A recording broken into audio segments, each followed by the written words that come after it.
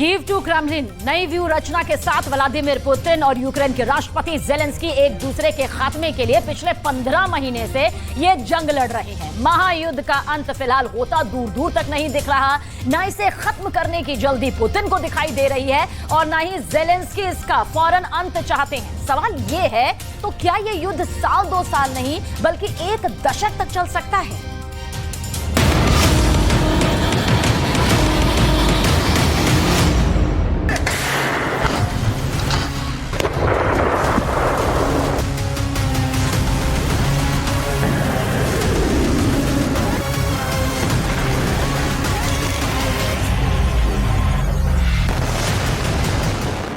तबाही के मीटर से नहीं नाप सकते यूक्रेन की बर्बादी।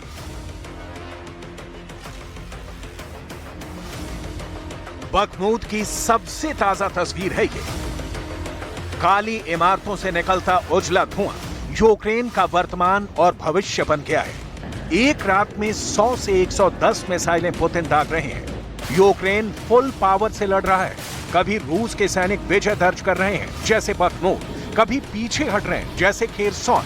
यूक्रेन कभी रूस की फौज पर चढ़ बैठता है, कभी एक रात में 500 तक सैनिक गंवा देता है।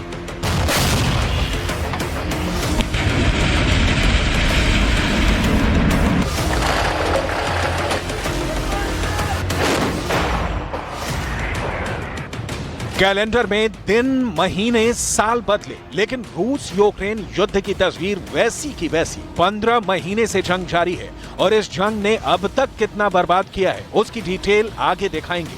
अभी तो युद्ध में कहीं कोई फैसले की सुबह नहीं दिखती, कहीं कोई बम गोला बारूद छोड़ बातचीत की बात नहीं उठती। दिन गुजरते जा रहे हैं, महायुद्ध चलते जा रहा है। सवाल है, कब तक? कब तक पुतिन की इच्छा की मौत मरेगा यूक्रेन? कब तक मरते रहेंगे रूस के सैनिक? कब तक दुनिया उठाती रहेगी महायुद्ध का नुकसान? पश्चिमी देश और अमेरिका कब तक जेलेंस्की को देते रहेंगे हथियार? और कब तक होगा इस जंग का फैसला?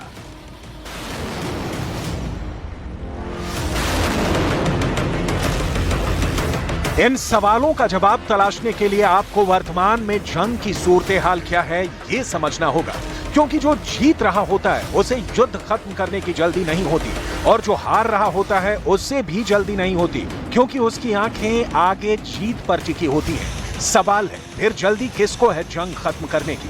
ना पुतिन को, ना जेलेंस्की युद्ध के फैसले के लिए अभी तैयार दिख रहे हैं। ऐसे में व्लादिमीर पुतिन के बहुत खास और दिमित्री मेदवेदेव ने जो कहा है उसे जरूर सुनना चाहिए, क्योंकि ये रूस का बिल्कुल नया स्टैंड है। क्योंकि इस तथ्य से इनकार नहीं किया जा सकता कि जैसे जैसे रूस यूक्रेन युद्ध आगे बढ़ेगा, दोनों पक्षों के पास मैन पावर और संसाधनों का अभाव होगा। और तब क्या होगा? रूस का ये प्लान सुनिए।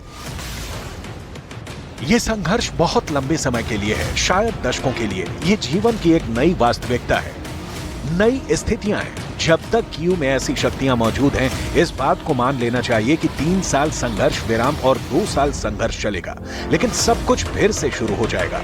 यूक्रेन में नाजी शक्ति वाली प्रवृत्ति को समाप्त किया जाना चाहिए।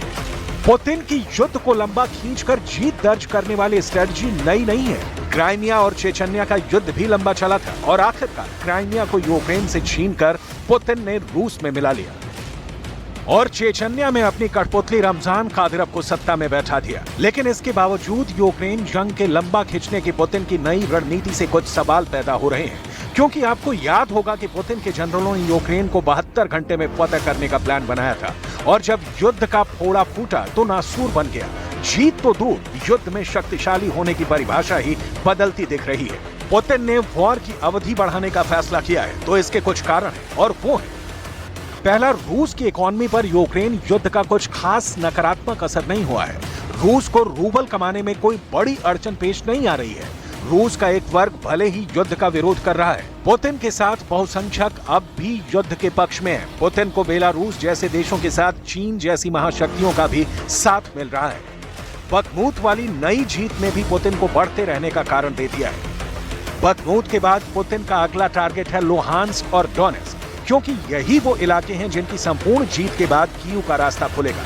लेकिन अगर यूक्रेन की सेना बखमूत पर दोबारा कब्जा कर पाने में कामयाब रहती है, तो इससे सामरिक रूप से अहम पोपास्ना, होरलेविका और अवदीविका शहरों में रूस की रक्षा पंक्तियां ध्वस्त हो जाएंगी। ज़ेलेंस्की को भी युद्ध समाप्ति की जल्दी नहीं है, क्योंकि जब तक पश्चिमी देश, नाटो और अमेरिका से यूक्रेन को हथियार मिलते रहेंगे, तब तक ज़ेलेंस्की रूस से दो हाथ करते रहेंगे।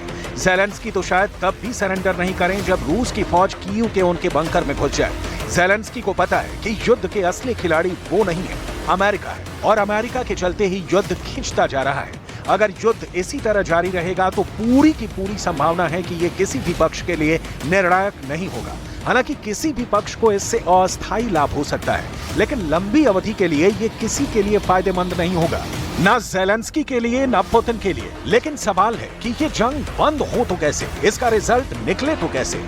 अमेरिका का आकलन है कि दिसंबर से लेकर अब तक इस जंग में रूस 2022 के आखिरी महीनों के बाद से यूक्रेन की सेना ने रूस और यूक्रेन के मोर्चे पर कोई बड़ा आक्रामक अभियान नहीं चलाया है। सर्दियों के महीने में यूक्रेन की फौज रूस के सैनिकों का मनोबल तोड़ने और उनके रिजर्व फौजियों को थकाने की रणनीति पर अमल करती रही है। अमेरिका का आकलन है कि दिसंबर से लेकर अब तक इस जंग में रूस के 20,000 से ज्यादा सैनिक जान गंवा चुके हैं। खुफिया जानकारी का हवाला देकर अमेरिका की राष्ट्रीय सुरक्षा परिषद के प्रवक्ता जॉन किर्बी ने बताया था कि इस युद्ध में रूस के 80,000 सैनिक जख्मी हो चुके हैं। पुतिन को नुकसान के इस आंकड़े से ज्यादा फर्क नहीं पड़ता, क्योंकि पुतिन अब तक जिस कार्रवाई को स्पेशल ऑपरेशन नाम दे रहे थे, अब वो फुल फ्लेज्ड वॉर में तब्दील हो चुकी है। इससे पुतिन को ट्रेड रिजर्व सेना के इस्तेमाल की छूट मिल गई है, जिसका नतीजा बखमूत जीत में भी दिख रहा है। पुतिन की लॉन्ग टर्म रणनीति इसलिए भी है क्योंकि आगे राष्ट्रपति पद का चुनाव है, और हो सकता है कि रूस यूक्रेन युद्ध को कुछ दिनों के लिए विराम देकर थोड़े दिन बाद फिर नए हमले शुरू कर दें। रूस की सेना कई चुनौतियों का सामना कर रही है।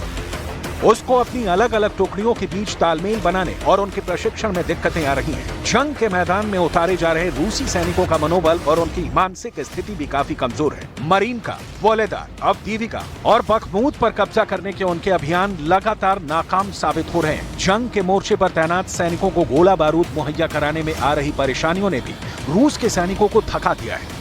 ज़ेलेंस्की ने भी आगे के लिए जोरदार तैयारी की है। पैट्रियट एयर डिफेंस सिस्टम और F-16 फाइटर जेट मिलने के बीच रूस की कई मिसाइलें यूक्रेन की जमीन पर टारगेट से पहले ही ढेर हो रही हैं। आंकड़े बताते हैं कि यूक्रेन की सेना ने 12 नई ब्रिगेड तैयार की है, जिनमें 40 से 50,000 नए सैनिक शामिल हैं। यूक्रेन ने बड़ी तादाद में सैन्य साजो सामान भी हासिल किया है। इनमें पश्चिमी देशों से मिली बख्तरबंद गाड़ियां और तोपखाने शामिल हैं। यूक्रेन के राष्ट्रपति वोलोदिमीर ज़ेलेंस्की रूस के कब्जे से अपने देश की जमीन छुड़ाने को बेकरार हैं। वो ये भी दिखाना चाहते हैं कि अमेरिका और यूरोप की सरकारों ने उनकी सेना को जो मदद दी है, जो हथियार और गोला बारूद मुहैया कराए हैं, वो उसके लिए उपयोगी है। पश्चिमी देशों के हथियारों की डिलीवरी देखकर ही जर्मन चांसलर ओलाफ स्कोल्ज ने 2 महीने पहले कहा था, ये हमारे हथियारों की डिलीवरी नहीं है जो युद्ध को लंबा खींच रहे हैं। इसके विपरीत जितनी जल्दी राष्ट्रपति पुतिन को पता चलेगा कि वो अपने साम्राज्यवादी लक्ष्य को प्राप्त नहीं करेंगे, उतनी ही अधिक संभावना है कि युद्ध जल्द ही समाप्त हो जाएगा और रूसी सैनिक पीछे हट जाएंगे। पुतिन की प्रतिष्ठा दांव पर लगी है। पुतिन जीत के अलावा कुछ भी कबूल नहीं कर सकते, क्योंकि यूक्रेन की हार दुनिया में अमेरिका की दादागिरी का नया इतिहास लिखने वाली साबित हो सकती है। और ज़ेलेंस्की के पास जब सब कुछ है तो हथियार रखने का सवाल ही नहीं उठता। यूक्रेन जिस काउंटर अटैक की तैयारी कर रहा है, उसे देखकर आपको ताज्जुब होगा। दक्षिणी यूक्रेन में ज़फरूशिया है। इस दिशा में आगे बढ़ने पर यूक्रेन की सेना रूस के कब्जे वाले क्राइमिया और डॉनबास क्षेत्र को जोड़ने वाले रास्ते को निशाना बना सकती है। इससे दोनों ही दिशाओं में रूस की सप्लाई लाइन टूट जाएगी। हालांकि रूस की सेना ने भी इस इलाके में जबरदस्त मोर्चेबंदी कर रखी है। लेकिन युद्ध जिस ओर बढ़ रहा है, उससे हमले तो अभी नहीं रुकने वाले। इतिहास में ऐसी कई लड़ाइयां हुई हैं जिनका फैसला दिन, महीने, साल में नहीं, कई सालों में हुए। यूक्रेन जंग भी उसी की ओर बढ़ रहा है, जिसकी तैयारी का संकेत दे रहे हैं दिमित्री मेदवेदेव। हालांकि दुनिया के कई एक्सपर्ट्स पहले भी कह चुके हैं कि रूस यूक्रेन युद्ध लंबे युद्धों की लिस्ट में शामिल होने जा रहा है। जॉन सोलियन पिछले साल 24 फरवरी को यूक्रेन और रूस के बीच युद्ध शुरू होने से पहले तक मॉस्को में अमेरिकी राजदूत के पद पर तैनात थे। जॉन सोलियन कहते हैं, मुझे नहीं पता इसके आगे क्या होगा, लेकिन वो इसे तुरंत खत्म करना नहीं चाहते। वो हमेशा ये कहते रहते हैं कि इस विशेष सैन्य अभियान के लक्ष्य हासिल किए जाएंगे। पुतिन का लक्ष्य या ज़ेलेंस्की का बचाव, युद्ध किसके पक्ष में जाएगा, इस सवाल का जवाब तभी मिल सकता है जब पुतिन और बाइडेन जैसे नेता बातचीत के टेबल पर बैठे, जबकि अभी तो वॉशिंगटन से लेकर मॉस्को टू कीव मीटिंग पर मीटिंग हो रही है, एक दूसरे की तबाही की प्लानिंग हो रही है। ऐसे में युद्ध तो लंबा खींचेगा ही।